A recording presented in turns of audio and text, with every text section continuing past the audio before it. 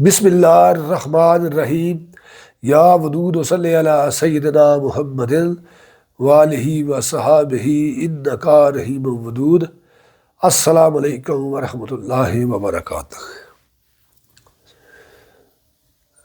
میں آپ کے سامنے حضور پر نور حضرت فضل شاہ صاحب قطب دو عالم المعروف سائی نور والے رحمۃ اللہ تعالی علیہ آپ کے فرمودات اور ملفوظات پیش کر رہا ہوں، جو حضرت نواز ربانی صاحب رحمۃ اللہ تعالی علیہ کی کتاب احس الحواس سے لیے گئے ہیں۔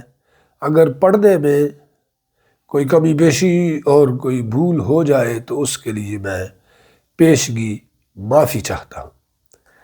مرشد مل فضل شاہ فاضلی، مرشد مل فضل شاہ فاضلی قطب دو عالم بود کامل ولی، قدم بوسی کے لیے حاضر ہوا۔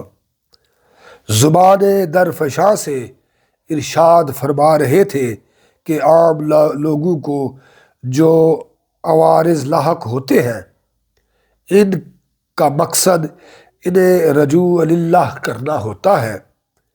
جس کو شدید عوارض ہوں تو وہ اسباب دنیا کے ساتھ انتہائی درجے تک چمٹا ہوا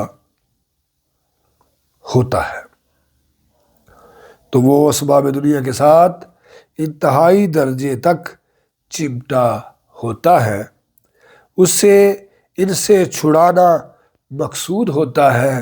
صاحبو سن لو، جسمانی بیماری کا علاج پرہیز ہے اور روحانی بیماری کا علاج پرہیزگاری ہے۔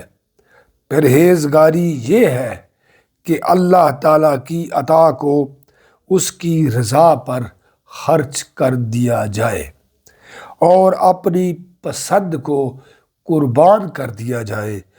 تمام روحانی امراض کا یہی واحد علاج ہے۔